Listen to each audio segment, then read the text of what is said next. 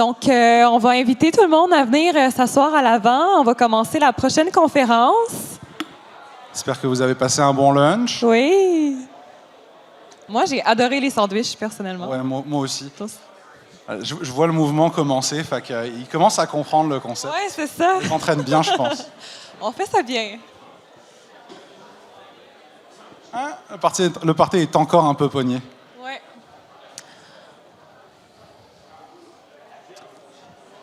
J'ai demandé à Jacques et à François Fortier de faire le rabattage, mais François Fortier, je le vois juste boire son verre. Ouais. Claude est là-bas aussi. Ah, parfait. Ouais. On est genre pas comme commentateurs de télé. Ouais. Pour ceux qui sont déjà assis, ça va? Vous avez bien mangé? Ouais. C'était bon quand même, bon. Hein? On peut-tu applaudir le traiteur un petit peu? Ouais. Fait que voilà, une petite poignée de main pour Venice Montréal qui nous a super bien servi ce midi. Et puis on reprend.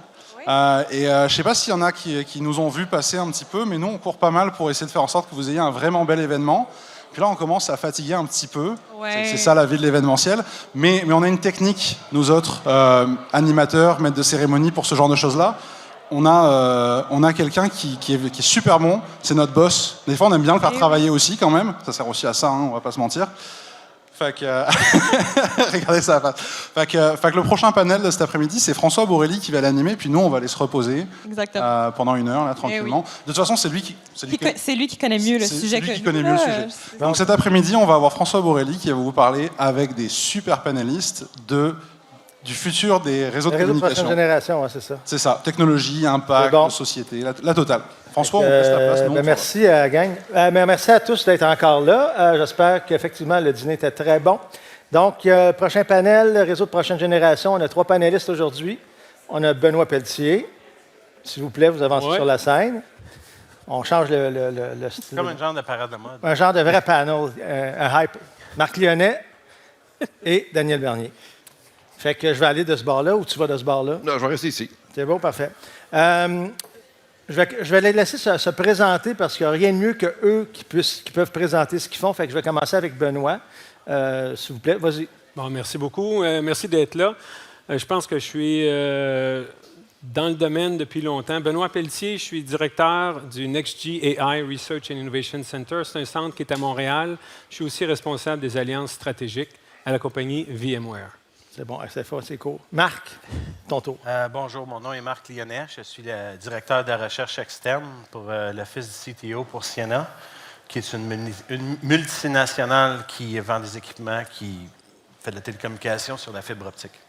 Daniel. Daniel Bernier, je suis directeur technologique chez Bell dans l'équipe du CTO Office. Je travaille beaucoup sur l'innovation des technologies pour les réseaux de télécommunications. Je suis basé à Montréal. Je suis chez Bell depuis une 20aine d'années. Voilà. Donc, aujourd'hui, en fait, l'idée d'avoir le panel, c'est d'avoir un peu l'angle de différents intervenants dans le secteur des télécommunications. Parce qu'on parle de réseaux de prochaine génération, mais il y a toujours eu des prochaines générations dans les réseaux. Puis maintenant, quand on parle des réseaux de prochaine génération à partir d'aujourd'hui, comment vous voyez ça? Puis qu'est-ce qui va être différent un peu dans l'évolution par rapport à ce qu'on a vu avant? Je ne sais pas. Puis en passant, lundi, je leur ai parlé. Puis j'ai posé une question, puis ça a duré 1 heure. Fait que ça se peut que ça soit long. Donc, on commence. On s'excuse en partant.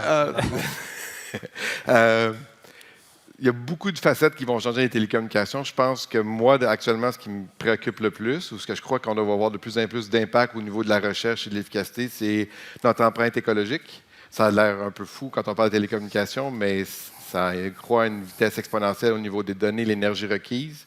Et je crois qu'à un moment donné, il y a une limite où ce qu'on peut atteindre. Il y a beaucoup d'efforts qui doivent se passer là-dessus, plus avec la sécurité en plus. Beaucoup plus d'efforts sur la sécurité au niveau individuel et l'empreinte écologique.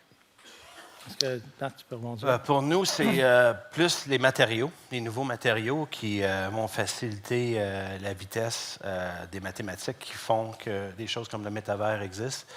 La proximité des centres de données, pour que les infrastructures puissent suivre avec les jumeaux électroniques. Et aussi la vitesse de la télécommunication qui va être basée sur une distance très large, puis qui va, on l'espère, enlever ce qu'on appelle le digital divide pour que tout le monde ait un accès à un Internet d'une façon équitable. Bien, moi, je pense que si on regarde au niveau de la vision pour les nouveaux réseaux de nouvelle génération, je pense qu'il faut remettre une nouvelle façon de penser, de mettre l'humain au centre des technologies. Donc, Humanitech, je pense que ça commence par l'humain, et après la technologie. Ça, je pense qu'il va faire la différence. Je regarde, je suis dans le NextG Alliance, je suis co-chair sur le steering group.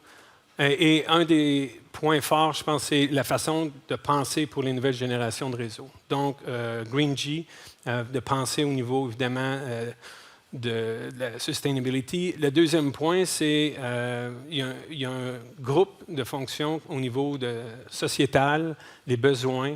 Donc, comment on fait pour pas désigner une technologie, les nouveaux réseaux, puis là, on pousse, mettons, à nos merveilleux fournisseurs de services, puis on dit, bon, bien, ça, c'est la nouvelle génération, puis après, il dit, ben, OK, mais comment qu'on va les utiliser? C'est quoi que ça rapporte à l'humain pour avoir des bons use cases? Donc, c'est changer la façon de faire. Fait il va y avoir beaucoup de révolutions au niveau des réseaux. Les réseaux vont vraiment changer. Mais un des points importants, je pense, c'est l'avenue du AI/ML. On va sûrement en reparler tantôt, mais ça va être un point important. Les réseaux vont avoir des nouvelles façons, ils appellent ça réseau cognitif. Donc, les réseaux deviennent intelligents. Donc, comment ils deviennent résilients? On a plein de problèmes au niveau des feux, au niveau des efficacités qu'on a au niveau énergétique vont être super importants. Je te rejoins, Daniel, là-dessus. Ça va être vraiment important. Donc, l'humain au centre des réseaux. Mais là, c'est parce que tu parlais de sustainability, donc mais on a quand même un défi. Il y a de plus en plus d'informations qui peuvent être passées sur ces réseaux. Fait que, évidemment, plus d'informations, plus de bandes passantes, plus de centres de données, tout ça. Est-ce que c'est quelque chose que les réseaux... Je veux dire, c'est un problème qui existe et qui va continuer de grandir. Oui, on peut faire quelque chose. Puis l'autre, la sous-question, c'est que traditionnellement, peut-être je me trompe, là, je suis sorti un peu du monde des télécoms, là, mais traditionnellement, l'évolution se faisait en silo. Tu avais le core network, tu avais le sans fil, puis les compagnies étaient un peu différentes. Il y en avait qui étaient dans tous les domaines, mais on dirait que chacun évoluait de son côté. Est-ce que la vision des réseaux de prochaine génération devrait être un peu plus holistique, puis en même temps, bien, en lien avec les besoins des bandes passantes, faire en sorte qu'on puisse résoudre ce problème-là qui commence à être un gros problème? Bien, il y a plusieurs facteurs dans la réponse. Oui, ça prend beaucoup plus de capacité de processing, de computation qu'avant. Excusez, l'anglicisme français, le cerveau. C'est correct. Il y a des règles, on les comprend, le Moore's Law, la déclinaison du Moore's Law. Fait que ce qu'on a besoin de faire pour transmettre plus de données, il faut le revoir. De là, la recherche qui devient de plus en plus importante. Mais aussi, actuellement, l'empreinte écologique. Fait encore aussi de la recherche pour générer plus d'énergie, de capacité, mais avec le moins d'empreinte. Mais en plus, l'autre question que moi, de notre côté, c'est sûr qu'il y a une convergence. On ne peut plus construire des réseaux séparés en silos comme on le faisait avant, même à l'intérieur d'un seul fournisseur. De plus en plus, on va les voir. Il y a un besoin au niveau de convergence au niveau des types de réseautiques, au niveau des équipements, au niveau des infrastructures, parce que tout ça s'amalgame à un moment donné. T'avais-tu ton take là-dessus? En termes de réseau, en termes de capacité, on est à la veille de l'atteindre. Il y a des réseaux en ce moment qui sont plus capables de mettre l'information sur leur fibre, donc ils doivent acheter une autre fibre. On parle d'informations de l'ordre d'environ 200 terabits par seconde. Et ces gens-là, ces compagnies-là, ces firmes-là, doivent aussi gérer des centres de données de plus en plus efficaces. Il y a un gros problème de latence. Le plus gros problème du métavers et même de la réalité augmentée, puis même du gaming, c'est le temps de réponse des réseaux. Et c'est facile quand c'est un utilisateur, mais quand c'est plusieurs utilisateurs, l'aspect de jumeaux électroniques est exponentiel. Donc, tous les centres de données doivent être de plus en plus près de l'utilisateur. Donc, on parle à une grosse réarchitecture de la ville, des réseaux électriques. Maintenant, on refroidit avec de l'air, on refroidit maintenant avec de l'eau. Donc, il y a beaucoup de recherches sur... quand je dis de l'eau, je le dis d'une façon modérée. C'est plus un aspect chimique. C'est pas de l'eau qu'on peut boire, c'est de l'eau qu'on est traitée pour pas que... Bien, l'électricité et l'eau, ça ne marche pas très bien ensemble. Donc, il faut s'assurer que quand on fait les services, les équipements, bien, l'eau ne sort pas. Donc, il y a plusieurs aspects environnementaux, sociaux, économiques. On parle d'avoir des logements sociaux pour des individus, puis on s'aperçoit qu'il y a plus d'investissements pour mettre des centres de données, mettre des machines. Donc, il faut gérer ça. Puis c'est là que l'architecture du réseau va en tenir compte. Parce que, dans le fond, le but du réseau, c'est de transporter l'information. Mais tu as raison, François, au niveau... Tu sais, le volet Edge aussi, que je pense, en tout cas, je voudrais en tout cas, si tu veux en parler, c'est à toi. Là. Moi, je fais juste animer le panel. Oui, non, mais effectivement, ça fait partie de ma mission par rapport à ça. Mais si on regarde au niveau des réseaux, la fusion, c'est super important. À VMware, ce qu'on fait, c'est qu'on vient d'ouvrir le centre de recherche et d'innovation dans les nouvelles générations en intelligence artificielle. C'est vraiment la fusion. Fait que si on parle des fusions, tu peux plus travailler en silo. Il faut que tu travailles en fusion. Puis, comme Marc disait, tu as un changement là, du centre de gravité, du centre vers les gros centres de données, vers la périphérie, c'est-à-dire où l'utilisateur est, où chacun de nous, quand on utilise un point d'accès, on veut être sûr qu'on a la meilleure qualité de service. Donc, il faut être capable de penser à des réseaux qui vont être efficaces au niveau énergétique, mais aussi au niveau complet. Donc, l'intelligence des réseaux. C'est pour ça qu'on rentre avec des réseaux cognitifs qui vont arriver avec capable de faire le sensing, de prendre une mesure, de l'analyser, de prendre action de façon autonome, puis de rendre les réseaux super efficaces. Pour que ce soit facile, qu'on réduit non seulement la complexité puis l'efficacité doit être maximum parce que bon, on a aussi des problèmes de gens, des ressources. Il faut penser différemment les réseaux. Puis le edge devient super important, donc le edge, la périphérie, pour les raisons que je viens de donner. Okay. Puis, dans ce contexte-là, on parle de edge, on parle de réseau de bande passante, puis tu parlais justement d'être plus proche des centres. Où est-ce que ça se passe? Au Québec, au Canada, dans les grands pays, on a de la difficulté. Je reparle des régions, là, donner de l'accès, de la vitesse aux régions et tout ça. Est-ce que ça va permettre de solutionner une partie du problème, un? Puis de deux, je pense qu'on avait parlé, tu sais, combien de bandes passantes est suffisante à un moment donné pour faire en sorte qu'on se dit, bon, ben là, c'est correct, même si on en a plus, ça ne servira à rien. C'est comme une question double parce que le challenge, c'est d'avoir de la haute vitesse en région entre parenthèses. Bien, il y a un paradoxe dans ce qu'on parle, parce qu'on parle de réseau de génération, mais l'Internet roule sur des protocoles qui ont été développés dans les années 60 encore. Ouais. Fait que on regarde ça, mais c'est TCP/IP, c'est des protocoles on le voit, ça évolue tranquillement, c'est très dur à changer, c'est un gros système. Alors qu'on a beau avoir des vitesses monstrueuses, on est bon, on en vend nous autres aussi des bonnes vitesses à la maison, mais l'usager ne voit pas encore l'impact vraiment important de ça. C'est là que l'étape, je pense, c'est ce que Benoît disait, c'est comment est-ce qu'on commence à avoir des services ou des offres de services ou des capacités que l'utilisateur à la maison ou dans les entreprises voit vraiment le bénéfice. Et c'est là qui est important. Puis c'est pas évident, ça, encore. Puis, si vous regardez chaque maison, le nombre d'ordinateurs, de téléphones, d'iPad, de TV qui ont des adresses IP, on multiplie ça par la population. Il y a un défi technologique qui va faire la régionalisation de toutes ces adresses-là. La distance, la fibre, c'est pas un problème. C'est vraiment pas un problème. Mettre de la fibre partout, ça aide beaucoup sur la distance. C'est beaucoup plus efficace que le wireless ou le satellite. Mais ça cause d'autres problèmes. Mais en même temps, en ayant des maisons connectées, il y a aussi un problème de sécurité.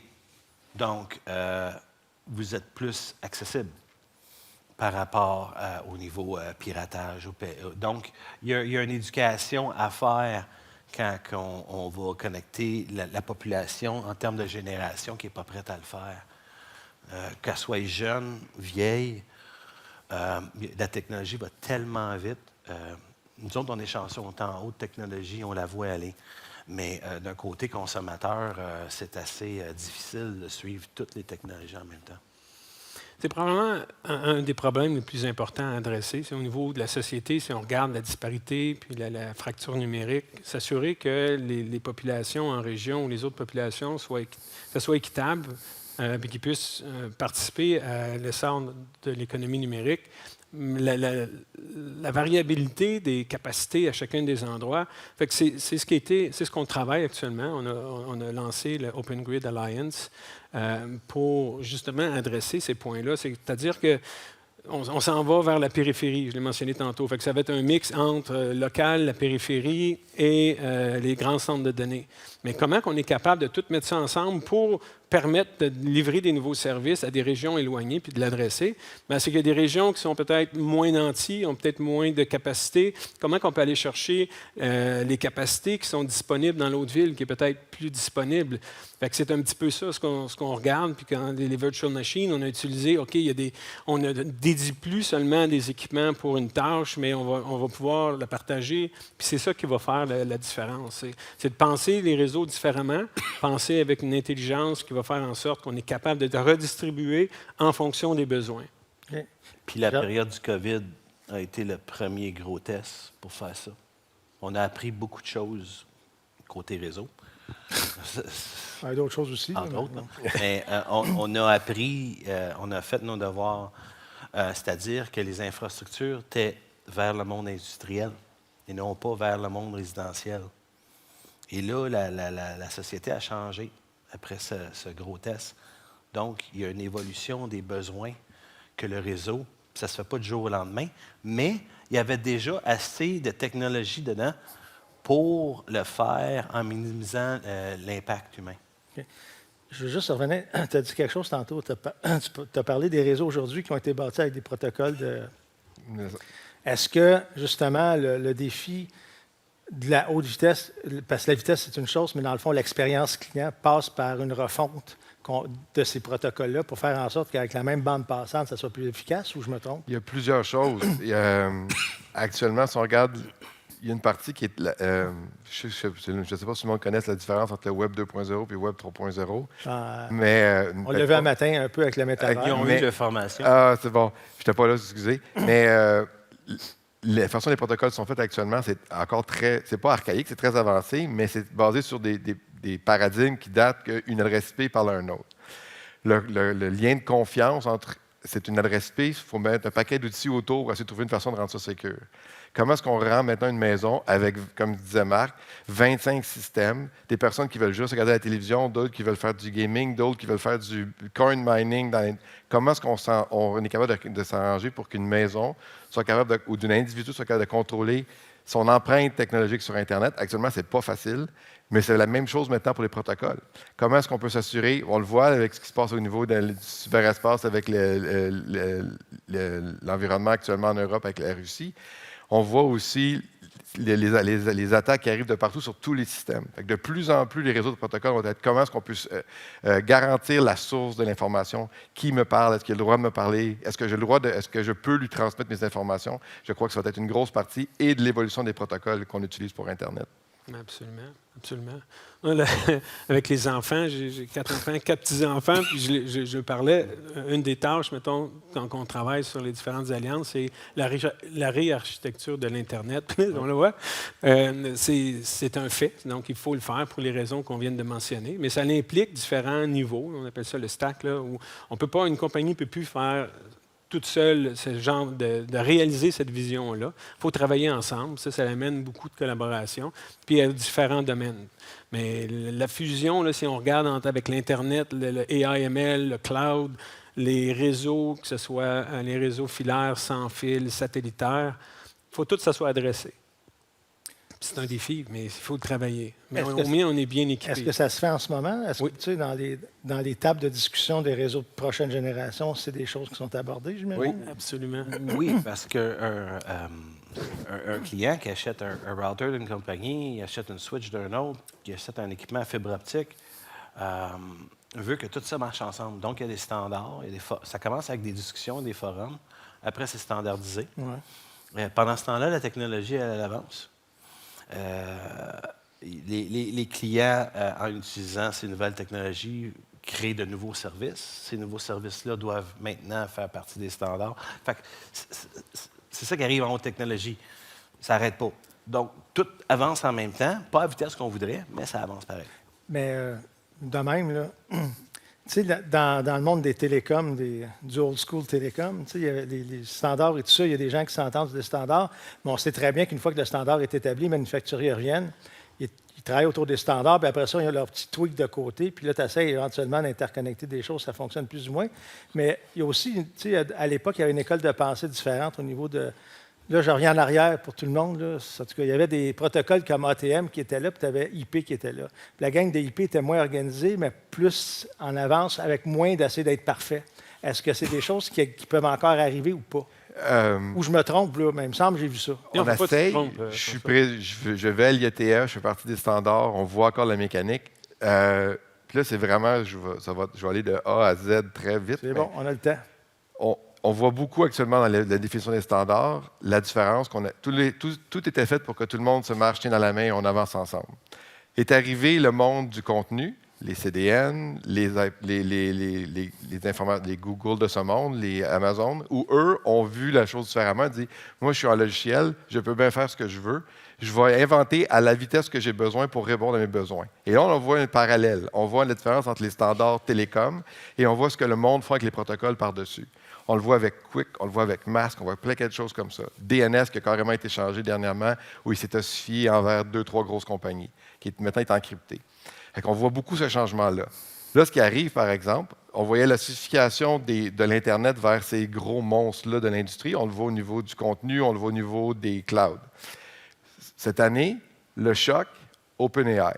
Ouais. Et là, tout ce balancement-là vient de changer. Et parce que là, les gros monstres sont à la course autant que tout le reste du monde pour être capable de suivre ce raz-de-marée-là. Et on le voit actuellement dans l'industrie. C'est vraiment pêle-mêle parce que ça va vite et ça va à une vitesse décentralisée parce que là, tout le monde a accès aux outils pour avancer. Puis on voit dans l'industrie la panique un peu. Puis le réseau devient de plus en plus compliqué. Il y a de plus en plus d'utilisateurs en même temps, avec plus de bandes passantes. Donc, quand il y a une faute, tu as plusieurs appels, tu as plusieurs alarmes. Donc, ça prend des outils pour aider l'être humain à figurer où la faute elle est. En même temps, le cloud, même si c'est l'aspect le plus lucratif de l'Internet, est quand même pas ce qui va influencer le plus l'architecture des villes. Puis l'architecture des réseaux. Et ils vont faire de ce qu'on appelle des architectures des réseaux privés. Ils sont très confidentiels, sont très secrets. Ils gardent leur data parce que c'est ça leur propriété intellectuelle. Donc, à chaque fois que vous allez sur ces réseaux-là, vos habitudes deviennent leur propriété intellectuelle. Puis c'est pour ça que, par hasard, quand vous parlez dans votre téléphone, vous voyez sur votre webpage de publicité sur ce que vous avez parlé la semaine passée. Donc, c'est assez intéressant de voir comment, d'un autre côté, tu as les belles Canada de ce monde, qu'eux autres, il y a des lois. Le 911, Google, Facebook, Amazon n'ont pas moyen de s'en servir. Il y a des lois qui gouvernent les réseaux pour des services qualifiés d'essentiels. Maintenant, il y a une requalification. C'est pour ça qu'on dit que le législatif, en ce moment, a de la misère à gérer ça. Puis il y a beaucoup de services, c'est comme Hotel California. C'est-à-dire que tu peux check-out quand tu veux, mais tu ne peux jamais t'en aller. Fait que tu peux mettre beaucoup de data dedans. On l'a dessus, on peut... Mais c'est vraiment... Puis les gens de l'industrie sont en train de s'en apercevoir. Comme tout à l'heure, on parlait beaucoup de ChatGPT. Horreur. Nous autres, on s'en tient loin. Ils vous enregistrent. Chaque email, ils vous enregistrent. Donc, il faut faire attention comment on utilise les informations, puis il faut avoir une certaine conscientisation de la société pour savoir, quand tu t'en vas faire un moteur de recherche Google ou Bing maintenant de Microsoft, puis qui se vante, qui va être rapide, il y a une raison pourquoi il est rapide. C'est parce que les autres utilisateurs avant vous étaient satisfaits du résultat, donc ils vous le redonnent. Donc, il y a beaucoup de manipulations d'informations qui se produisent. Mais il y a de l'espoir. Oui. Il y a de l'espoir. Charles, t'es là, mon homme. On sort de Hotel California. Et non, mais c'est important. OK? Qu'on pense, je parlais du Open Grid Alliance, le NextG Alliance, il y a les groupes fonctionnels s'assurent de travailler différemment. Puis je vois une différence entre le 5G et le 6G. Ça me fait plaisir de voir qu'on veut travailler pour mettre l'humain au centre des technologies. On veut travailler, s'assurer que l'impact économique et sociologique, sociétal est compris dans ce qu'on veut faire. Mais les façons de travailler, il va falloir les adresser comme il faut. Alors, tu as parlé, est-ce qu'on est capable de travailler par rapport à ça? La réponse, c'est oui. Donc, ça, c'est la bonne nouvelle. Oui, on va influencer et on va même aider au niveau des standards pour évoluer par rapport à ça. Mais on a des capacités ici, même au Canada, même à Montréal. Tu sais, on pense au think tank au niveau des connectivités futures. Tu as Bernard de Mitax qui a travaillé avec Numana. Il y a plein de personnes ici à Montréal qui peuvent nous permettre de travailler de cette façon-là. Ça va être une invitation, on va en parler dans quelques minutes, je suis sûr. Là. Mais c'est la façon de penser qui doit être différente. Puis s'il y a une place où on est bien placé dans le monde, c'est à Montréal, c'est au Québec. On a une capacité de penser différemment, une créativité qui fait que les autres n'ont pas pensé nécessairement à ça. C'est ce qui fait la différence. Là, on est arrivé, ça prend des breakthroughs. On ne peut pas arriver et continuer. Là. Je vous dis d'ailleurs, là, le 5G, 6G. Après 6G, là, je ne pense pas qu'il va y avoir un 7G. Au niveau de l'évolution des générations, ça va être différent parce qu'il y a une limite. À un moment donné, vous le voyez, là, puis je pense que vous le sentez par rapport à la prolifération des antennes. Puis on dit où on s'en va. Bien, la belle nouvelle, c'est que il y a cette conscientisation-là, puis c'est la façon qu'on va travailler ensemble. Puis ici, au Canada, à Montréal, je pense qu'on est bien placé pour arriver avec les initiatives qu'on est en train de mettre en place aussi. J'ai un paquet de questions. La première, après, j'en ai une autre qui s'en vient tantôt. Là, tu sais, on sait bien que l'évolution des réseaux de télécommunications, il y a deux affaires. Il y a le besoin, supposément, des gens d'avoir plus, mais il y a surtout un besoin de l'industrie à vendre plus. Oui. OK. Est-ce qu'on va vraiment, tu sais, quand tu dis après 5, 6, je ne sais pas, parce qu'il va falloir qu'ils trouvent un autre modèle d'affaires. Ceux qui vendent des 5, 6G, 7G, il va falloir qu'ils se trouvent une niche quelque part. Est-ce que c'est quelque chose qui va arrêter à un moment donné? Ou de par la nature même de la business, tu n'as pas le choix. C'est comme des frigos maintenant qui durent 5 ans au lieu de 60 ans. Bien, il faut que tu trouves un modèle d'affaires. Tu sais, c'est là qu'il y a le... Parce que moi, je me souviens, il y a déjà eu des gens qui ont vendu du 3G. À un moment donné, on était dans le 2G, puis là, on n'avait même pas fini de le déployer, puis il arrivait avec le 3G. Fait que j'en connais un qui avait sauté un plomb, parce qu'il dit, bien là, laisse-moi le temps de déployer. Fait que tu sais, tu as tout le temps ce besoin-là. Puis j'étais d'un point de vue opérateur dans le temps. Fait que tu sais, c'était un peu ça, là. Ouais, je parlais avec le ministre Fitzgibbon, puis il me dit, 6G, arrête, on déploie le 5G. Mais... On s'en reparlera tantôt. Non, mais par rapport à ça, oui, je pense que c'est important de l'adresser, puis de le faire comme il faut. Oui. OK. Mais on s'en est rendu compte avec le COVID, puis on s'en rend compte nous aussi de plus en plus parce que l'impact qui arrive, la communication, je ne dis pas l'Internet parce que l'Internet va probablement changer de la façon qu'on le voit. Je pense que Marc en a parlé. Le Internet risque d'évoluer dans le temps en fonction des problèmes contenu, sécurité, même les lois géopolitiques sont en train de changer l'écosystème. Mais le besoin d'être interconnecté va rester. Puis de plus en plus important, on s'en rend compte. COVID nous l'a fait prouver, puis on sait tous qu'un nouveau va arriver un jour.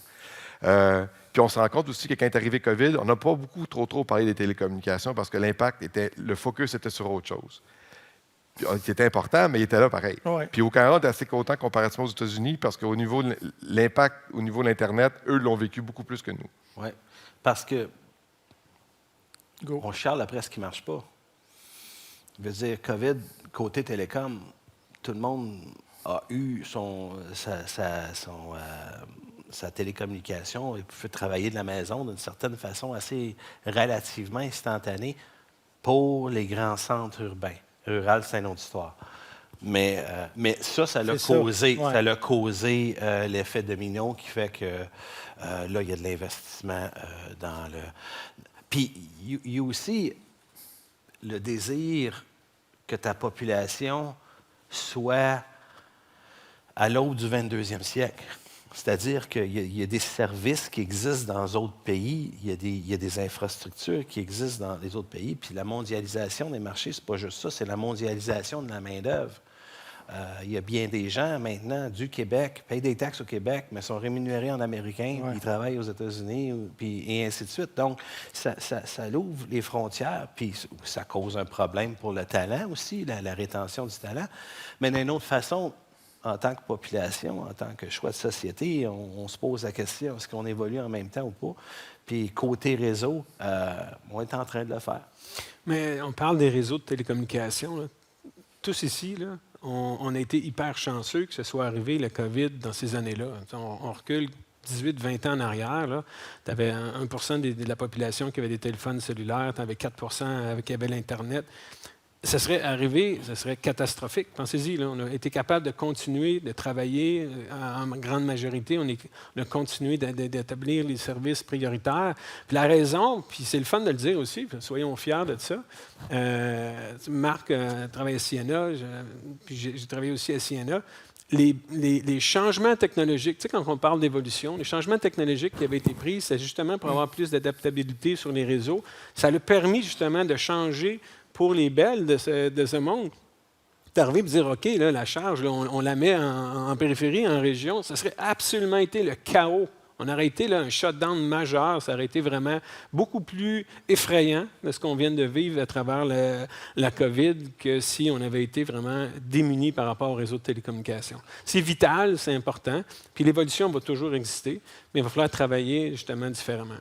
Puis il n'y a pas juste les individus, il y a quand même la recherche. Les super-ordinateurs des universités ont été mis à la disposition des pays.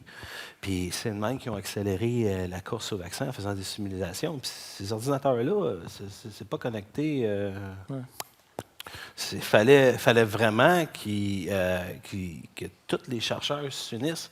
Il y a une deuxième Internet qui existe, qui est privée, qui est pour la recherche. Elle, la plupart d'entre vous ne la connaissaient pas, mais elle est faite pour la population scientifique de ce monde. Puis c'est là que les physiciens, les médecins, ceux qui font de la recherche puis utilisent des super-ordinateurs sont là. Puis eux autres étaient encore connectés. Et c'est à cause qu'on a ces deux genres d'Internet parallèles, un public, l'autre privé pour la recherche seulement. Et non, ils ne se parlent pas. Et c'est pour ça qu'on a pu passer à travers le COVID relativement rapidement. C'était trop long, mais ça a été plus vite qu'on pensait. Oui, c'était quand même pas pire. On aurait moins travaillé, peut-être, mais plus malade. Vous avez abordé le sujet quand on était au téléphone lundi, là. L'Internet. Le futur de l'Internet, de l'infrastructure. Je pense que c'est toi qui as lancé ça à un moment donné. L'ossification, je n'ai parlé un peu tantôt. Oui. C'est ça? On va vers où? Ben, ça, le modèle actuel, tu disais qu'il n'est pas soutenable. C'est ce que, à peu près? Ben non, il n'est pas soutenable au niveau... c'est la centralisation des informations. Ce que Marc disait, Google, tu fais une recherche, tu vas sur Bing, c'est la même chose. Ton contenu est sur 2-3 service providers, tu vas sur Netflix, tout est comme ça. Actuellement, tout marche comme ça. DNS, maintenant, ceux qui ne savent pas, l'encrypté, il roule sur 2-3 fournisseurs déjà prévus, Mozilla, Cloudflare. Même l'Internet, on ne voit plus ce qui se passe au niveau des requêtes DNS. Ça dépend des cas, mais c'est des standards. Ça nous a tous pris par surprise. Il y a une ossification. Je regarde le trafic qu'on avait chez Bell au niveau de la communication Internet. Puis maintenant, avant, il y avait des milliers d'adresses. Puis là, c'est rendu qu'on voit le trafic se concentrer sur quelques-uns à la fois. C'est tout le temps les mêmes, de plus en plus. Il y a un côté un peu alarmant là-dessus. Puis on le voit industriellement, tout le monde en parle actuellement, c'est pas quelque chose de caché, où on voit cette centralisation des données, du contenu, des informations. Fait que là, à un moment donné, on sait que c'est pas soutenable. On sait que ça va briser une meilleure régionalité. De toute façon, je pense que vers ça, il faut aller, incluant, quand on ne contrôle plus rien de ça, le niveau, mon profil que je mets sur Facebook, je l'ai perdu, comme disait Marc. Là, à un moment donné, il faut revenir à un niveau où on est capable d'avoir un meilleur contrôle sur ça au niveau individuel. Je pense que c'est là qu'on va le voir de plus en plus, cette crainte-là. Les fraudes, les vols d'identité, les digital twins, mais on voit juste maintenant le monde, les AI qui modifient les images, faire penser quelque chose. La faute sur le Pentagone, faire croire qu'il y a une attaque sur le Pentagone qui était totalement artificielle, mais ça a vraiment fait partir en boule pendant une journée les nouvelles aux États-Unis. Ça, c'est des choses qui de plus en plus vont apparaître et vont être alarmantes. Donc, le modèle va changer. Ah oui. Ouais. L'Internet aussi va changer. L'Internet, si on regarde, on va avoir l'Internet des sens. Hein, là, on va être moins technique puis un petit peu moins alarmiste, mais on va le mettre du côté le fun. Tu sais, l'Internet va évoluer. L'Internet des sens, c'est quoi? On va être capable, puis il y a déjà de la recherche qui se fait, puis il y a déjà des prototypes qui sont faits, d'être capable de prendre des sens et de les transmettre via l'Internet. Donc, vous allez être capable de sentir, vous allez être capable de goûter, en plus de ce qu'on a déjà au niveau de la vision, au niveau de l'audio, au niveau du toucher avec les réseaux haptiques. C'est des beaux changements qui s'en viennent, des évolutions qui sont super le fun pour que la société puisse le travailler comme il faut. Puis il y a des annonces qui se font. On a regardé avec le nouveau casque d'Apple. Puis il y a quelque chose qui m'a sauté à l'esprit, c'était de dire, c'est le fun, hein? On veut connecter. Donc, on vise toujours, c'est de connecter plus de monde. Mais avez-vous réalisé que souvent, on est déconnecté des gens qui sont alentour de nous? Hein, si on regarde là, dans une réunion familiale où on y arrive, puis là, tu as tous les jeunes puis moins jeunes là, qui sont sur le téléphone, puis sont en train, puis sont un côté de l'autre. Puis tu vas des fois au restaurant, vous allez au restaurant, puis tu regardes des couples qui sont là, puis c'est au téléphone. Il y a la connectivité, mais il va falloir l'adresser aussi, le côté social de notre technologie qui est en évolution. Puis ça, je pense qu'il y a un lag qu'il faut adresser. C'est beau d'arriver, mais regarde les jeunes, qu'est-ce qui se passe à l'école. Il y avait un bel article dans la presse par rapport à ça. L'Internet, les nouvelles connectivités nous amènent des belles capacités, mais il va falloir travailler aussi en tant qu'humain, de remettre l'humain au centre, puis après de regarder comment on utilise les technologies, puis de ne pas arriver avec des problèmes sociétals dans lesquels on le voit, là, puis ça va juste grossir. C'est pour ça que je ne voulais pas être alarmant quand je parle que l'identification Internet. Tu allais dire que tu n'allais pas être alarmant, non? Mais J'ai un côté positif que j'ai mentionné avec l'Internet des sens, tout ça. Puis tu as l'autre côté. J'ai peur. Tu as peur, Marc. Mais ce que je trouvais, c'est que pour contrer ça, l'important, c'est ça. C'est de trouver la façon que ces communications-là, pour éviter cette ossification-là, deviennent plus associées à l'individu, la personnalisation de son expérience sur les réseaux, incluant, est-ce que c'est mon quartier qui est plus connecté, les vols de voitures, des choses comme ça, ce qu'on fait que la communauté se sent plus impliquée entre eux autres. Après ça, c'est la ville, mais c'est comme ça qu'il va arriver. C'est genre, j'ai tout le temps l'image, malgré toutes les grandes chaînes de distribution et les grandes chaînes de restaurants, quand tu vas en Europe, les quartiers, la même rue, il y a comme une vingtaine de restaurants, puis ils fonctionnent tous quand même bien parce que c'est local. Je crois que ça va revenir un peu comme ça. Ça, c'est l'Internet. L'infrastructure, par contre, permet à des médecins, permet à des patients de se faire voir par des spécialistes à distance. Équiper des hôpitaux avec des centres haptiques pour faire des opérations à distance. Ça, c'est de la technologie qui existe. Le dernier démo que j'ai fait, c'était en 2008. Mais on faisait ça en 2008. Très facile à faire, ça prenait 40 gigs. Imagine, là, on annonce du 800 gigs par longueur d'onde. Donc, ça existe. Là, on est dans une phase, en tant que société, en tant que gouvernement, on implémente quoi? Des métavers ou des réseaux hospitaliers ou des réseaux scolaires avancés. L'Internet, c'est-tu un jeu ou c'est un outil? Puis ça, c'est la question de ce qu'on va faire du réseau. Parce que là, on a parlé beaucoup du jeu, mais aussi il faut parler de l'outil qui est l'Internet. Il y a des scientifiques qui s'en servent, il y a des médecins, il y a des hôpitaux, il y a des dossiers médicaux, il y a de la sécurité. C'est un choix de société de décider qu'est-ce qu'on implémente. Parce que la technologie, elle existe. Facile. Le choix de société, le choix de l'implémentation, ça, c'est moins facile. Parce que là, ça demande d'éduquer notre population, d'ajuster la scolarité des étudiants et de recycler ceux qui en ont besoin pour utiliser les nouvelles technologies. Tout à l'heure, on parlait, je disais, c'est comique, le métavers, on a entendu la même promesse avec la robotisation. Je m'excuse, mais il n'y en a pas des supermarchés avec des robots encore, là. Il n'y en a pas des usines pleines de robots. Il y en a 1, 2, 3, mais c'est pas partout, puis c'est pas tout le monde qui a perdu leur job, fait qu'il ne faut pas partir en peur. Donc, il y a des industries qui s'occupent d'implémenter, puis il y a aussi des sociétés qui décident qu'est-ce qu'ils veulent adopter. Puis c'est à nous autres, en tant que société, de dire qu'est-ce qu'on veut. Puis Puis Dr. Phil, parce que vu que tu es debout, si on regarde au niveau du panel ici, Je pense que. Je pense ah, c'est filmé, c'est enregistré. Ta femme sur le bar va venir te voir. OK, non, je sais pas. Je sais pas. Mais pensons-y par rapport à cette question-là. Qu'est-ce qu'on veut faire avec le réseau? OK? La diversité d'un groupe de personnes qui pensent. Tu sais, je regarde ici en avant, on est 3 hommes blancs, à peu près le même âge. Ça prend la diversité aussi au niveau de ces réseaux, de think tank. Tu sais, on va parler d'un think tank que Numana veut gérer au niveau des prochains réseaux de future connectivité. C'est important d'avoir de la diversité quand on parle des jeunes puis de différents genders, là, des femmes, des hommes et binaires et autres. Ça, c'est important d'avoir cette vue-là, puis d'arrêter de penser, puis moi, je pousse beaucoup là-dessus, puis des fois, j'ai des yeux de biche, là, comme qui voient la lumière d'un auto, puis je dis, pensons différemment. Pensons à amener des gens, j'avais une discussion tantôt avec George, au niveau d'amener des artistes dans les think tanks. Pourquoi? Pas l'artiste par rapport à comment je vais utiliser la technologie. Les artistes arrivaient avec des façons totalement différentes d'approcher de l'évolution de la technologie, puis d'arriver avec des changements qui sont breakthrough, dans le sens que personne n'a pensé, parce qu'on pense souvent de la même façon. Ça, c'est de l'intelligence réelle. Ouais. Pas artificiel. Ouais. Puis ça, il faut travailler là-dessus. Ouais. Hein? Il faut que vous autres dans la salle là, qui résonnez à ce message-là, là, de dire « Hey, je suis intéressé à participer au nouveau réseau, puis ça va se faire ici.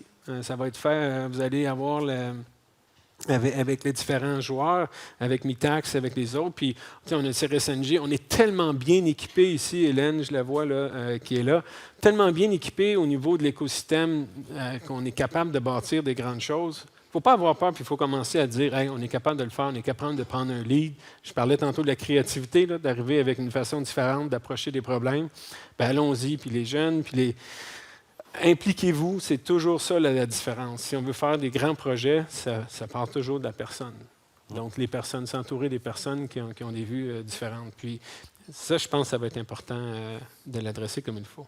Bon, j'allais faire une joke. Vas-y. Non. OK. Si c'est Dr. Phil, t'as pas de joke. Ça t'a-tu fait du bien? OK. Dernière question, en fait, tu l'as abordé un peu. Au Québec, y a-t-il des opportunités à regarder éventuellement? Comment on se positionne face à ce qui s'en vient peut-être? Est-ce qu'il y a des opportunités au Québec? D'un point de vue sociétal, il y a l'impact, mais d'un point de vue technologique, pour les startups, pour ceux qui sont dans cet univers-là, y a-t-il des choses? Est-ce que vous pensez qu'on est en bonne position ou pas? Je pense qu'il y a eu des visions des années 70 Oui, qui étaient bonnes. Ouais. Il y en a d'autres qui étaient moins bonnes. Mais je pense à l'électrification du Québec, ça en était une bonne.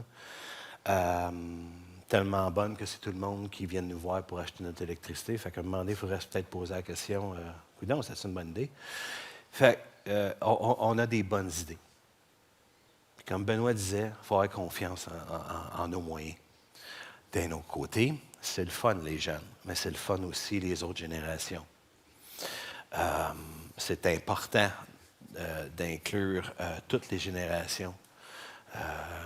Quand moi, je suis allé dans la télécom, puis probablement vous deux la même chose, on s'est aperçu de deux choses. C'est qu'on rapprochait en même temps les gens, mais on les éloignait. Donc, autant qu'on est capable de voir nos familles avec nous, quand on voyage, puis de les voir de loin, mais autant qu'on se rapproche en tant que personne, autant que des fois, on va au restaurant puis tout le monde est sur nos téléphones. Donc, il y a un retour du balancier qu'il faut revenir centré autour de la personne. On est centré autour du moi. Là, on va peut-être revenir en termes de société, mais je pense que le réseau au Québec, on va faire des grandes choses. On a des grandes inventions. On a de l'électricité en masse, parce que pas d'électricité, bien, c'est bien plate. Il n'y a pas de télécom, il n'y a pas de métavers, il n'y a pas grand-chose. Donc, on a l'ingrédient essentiel. Le restant, faut s'attarder au niveau de connaissance des individus. Il faut avoir une bonne éducation. Puis, on a tous les bons ingrédients en choix de société. Non, je crois qu'au niveau de l'écosystème ou de la communauté, je regarde Montréal, je regarde ce qui se fait à Québec, même dans des régions, l'Université de Sherbrooke, il y a beaucoup de sphères, on est très avancé, on est très fort.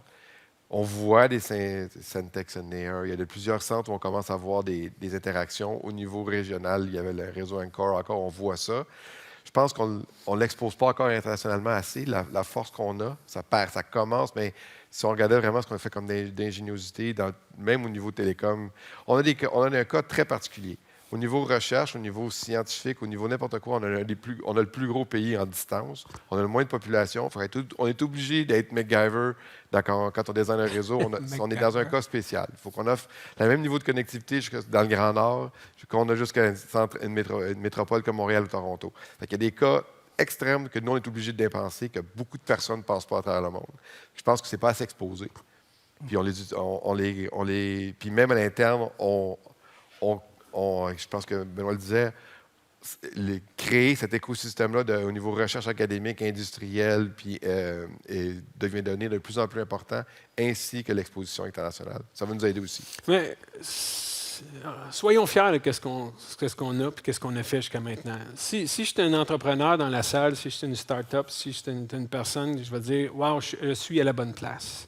Puis la raison, c'est, tu me l'as mentionné, on a un écosystème qui est super fort. Okay? La recette secrète là, que j'utilisais beaucoup là, quand je parlais d'Encore, c'était au niveau du modèle d'innovation. Tu as des multinationales, des PME, Antoine sourit, des startups, puis l'académie. Puis ça, cette synergie-là qu'on crée, ça te permet d'arriver avec des modèles qui sont puissants. On a les gouvernements, le MEIE, qui a investi, on a dans le projet Encore, c'est un projet qui était vraiment porteur, où on a justement été dans le monde, François, un des plus grands au niveau de la capacité qu'on a offert, d'avoir accès à la 5G, low band, mid band, high band. On n'est pas encore dans le high band. Mid band, on l'est-tu? Oui. OK. Puis, tu sais, il y a 5 ans, c'était ça, là. Fait que de regarder comment on peut le faire, comment on peut travailler ensemble. Puis, si tu regardes au niveau Quantum Telecommunications Network, on a un spécialiste dans la salle, Jacques McNeil. Oui, Jacques, Et là, s'il y avait des questions, C'est des questions techniques. Allez voir Jacques. Vous allez voir Jacques, excuse Jacques. Mais si on regarde par rapport à ça, il y a peu de monde sur la planète là, qui a cette capacité-là d'avoir accès à ces réseaux-là.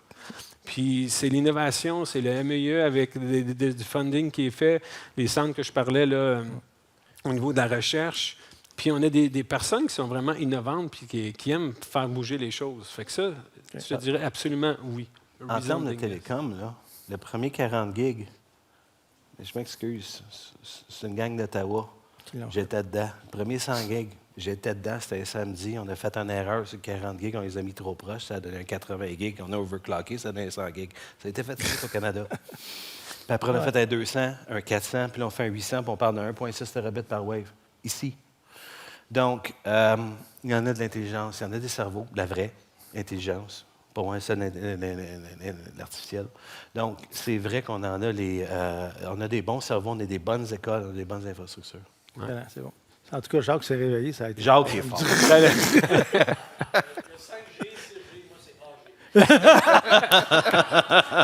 bon. Il a passé longtemps. Attention, l'AGI, l'intelligence artificielle, là, ça peut être bon, ça, le âge. Fait qu'on va ouvrir aux questions. On est rendu là, je pense, sur le timing, ou je suis trop tard. Il est où mon timing? Bon, ceux qui ont des questions, c'est le temps. C'est le temps. C'est bon? On me fait signe que c'est le temps des questions. Taisez-vous à jamais. Ah, 30 secondes. 30 secondes. 30 secondes. Attends, oui, ça prend un micro. Ça s'en vient.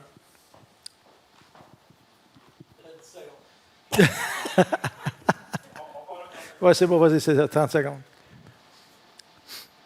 Pourquoi il faut le bug de l'an 2000 puis de la COVID pour réaliser que cette connectivité-là, elle est stratégique et importante? Première question. Deuxième sous-question.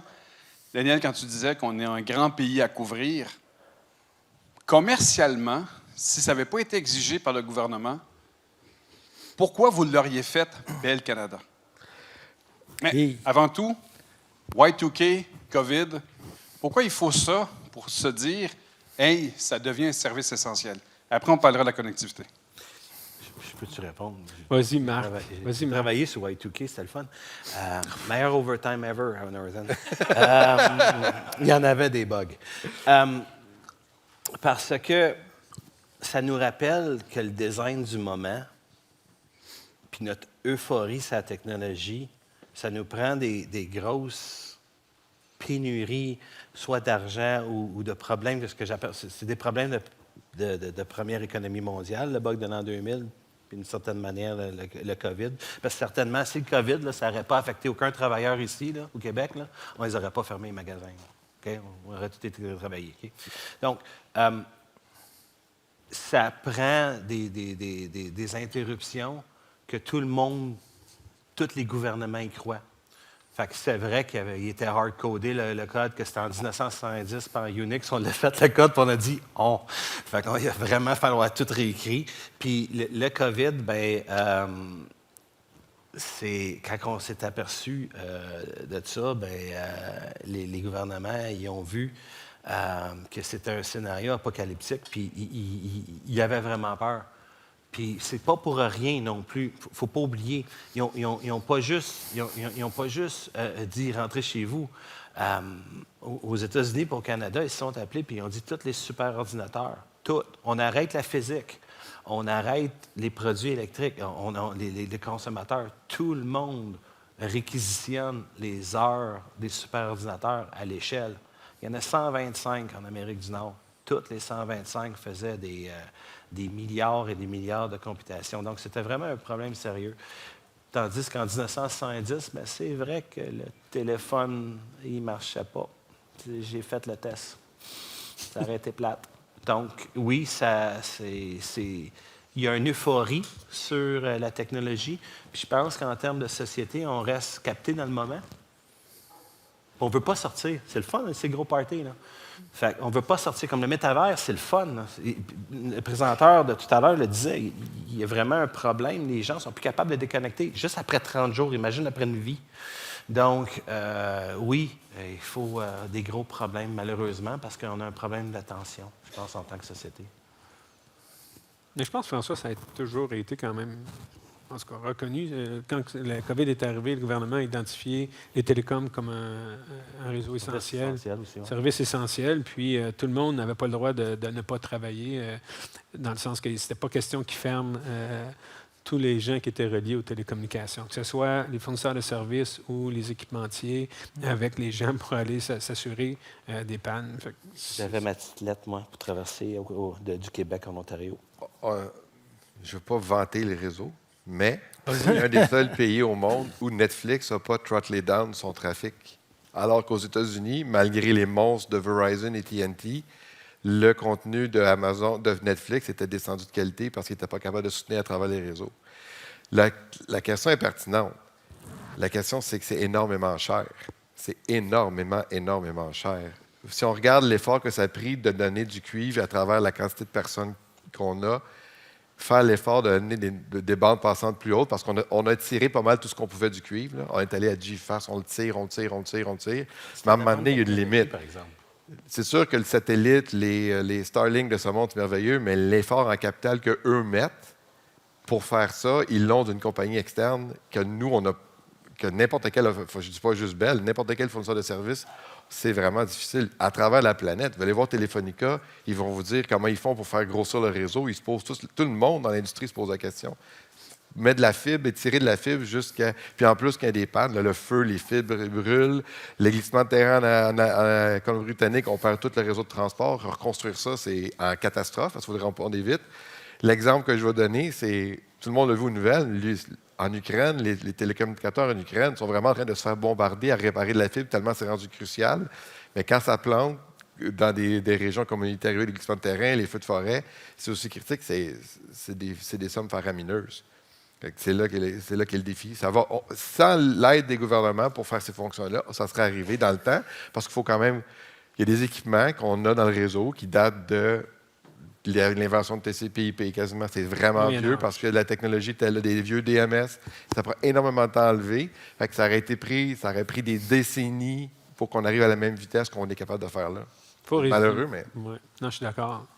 Il y a une autre question, parce que je sais que c'est... Oui, j'ai volé le micro pour être certain de...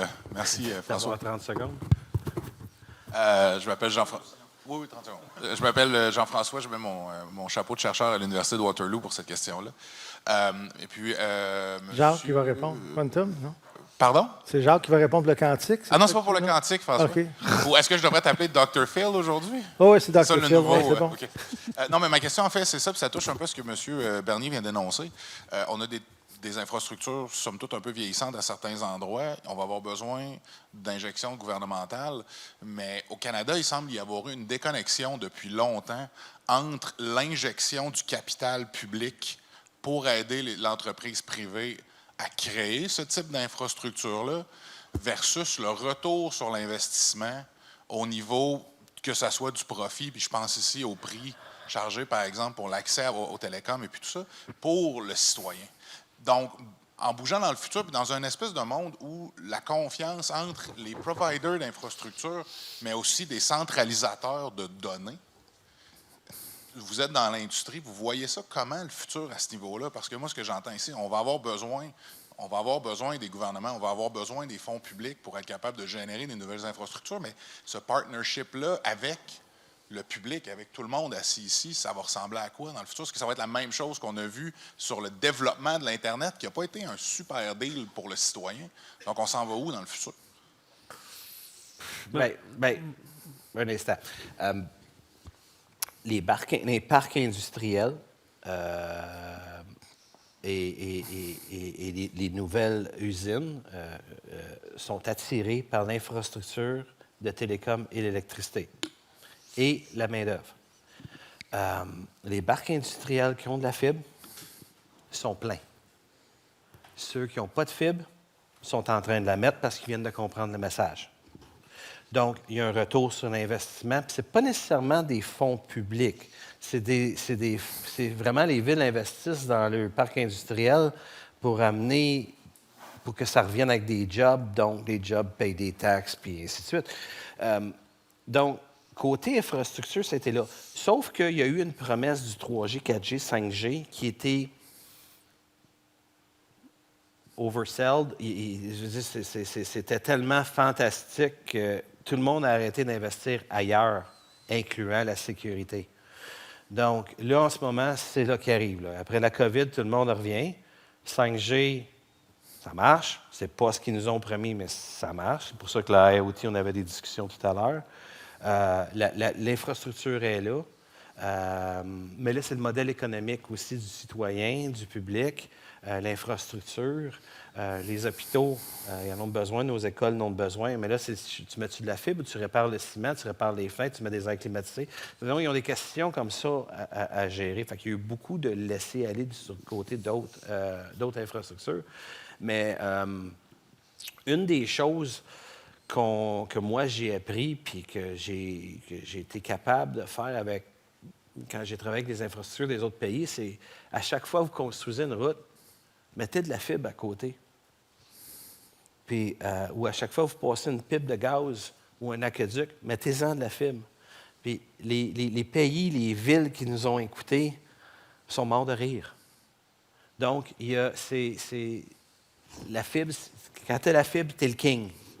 Donc, il y a des ingrédients essentiels qui ne sont pas nécessairement très difficiles à avoir, mais là, il faut faire des choix en tant qu'infrastructure, qu'est-ce qu'on fait. Puis, c'est plate de voir l'asphalte se faire poser 3-4 fois sur la même rue, puis ils n'ont même pas mis à fibre. Entre 4 trous, ce serait le fun. Mais il y a des choses que le gouvernement peut faire. Puis il y a des pays qui font ça. Il y a des États aux États-Unis qui font ça. Et ils reçoivent les retours sur les investissements. Donc, il faut voir le fonds public, s'il est bien administré, bien évalué sur l'infrastructure, il y a un retour assez faramineux. Moi, j'aimerais, Jean-François, rajouter peut-être par rapport à ce que tu demandes. La réponse, c'est oui, il faut retravailler les modèles économiques. Puis les modèles incluant l'allocation des spectres de fréquence. Okay? J'aime ça, think out of the box, puis challenger le statu quo. Puis j'ai eu des discussions avec le fédéral par rapport à ça. Je le mentionnais à Daniel, de dire, OK, on a toujours fait de la même façon, puis tout le monde dans le monde, bon, l'allocation des spectres, c'est en milliards de dollars que ça coûte. Mais y a-t-il un modèle d'affaires qui peut être différent pour changer les choses, pour arriver avec peut-être plus de capacité et avoir un impact sur la société par rapport aux objectifs qu'on vise. Tu sais, si on veut réduire le trafic à Montréal, puis on dit ça coûte cher, OK, bien si on arrivait, ça c'est le use case, c'est le cas d'usage, on veut l'implanter, puis à ce moment-là, tu as comme un rabais de l'économie qu'on crée. Il y a des nouveaux modèles d'affaires qui soient faits. Mais je pense qu'au niveau de la recherche, il ne s'en fait pas assez de ce côté-là, au niveau des modèles économiques qui doivent évoluer avec les nouvelles technologies. Merci. Autre question? Merci beaucoup. En fait, ce qui est un On peu a plus de dommage... temps, c'est ça? Ouais, le fun d'avoir des questions avec des réponses super longues et détaillées, c'est qu'on a des belles interactions. Par contre, c'est qu'on perd pas mal de temps après pour la suite. Mais bon. la bonne nouvelle, c'est que je pense que vous restez tous les trois. Encore Absolument. quelques minutes, Ouais. fait que les gens vont pouvoir venir vous voir. Justement, on va Bon, conclure. Dr. Phil, il a fini, là? Dr. Phil, ouais, ouais, là, là, tu- non, enlève faut pas que tu ton- dises- enlève pas faut ton que tu micro dises ta toi-même, en fait. philosophie à la fin, puis ta conclusion. Ouais, c'est quoi ta philosophie, François? Ah, think big, puis après ça, je vais penser au reste tantôt, là. Think big, Ouais. start Start small, small, puis scale up. Alors, on va le répéter, hein? Scale Ouais. fast. C'est fast, c'est bon. Mais merci. Merci beaucoup à tous les trois.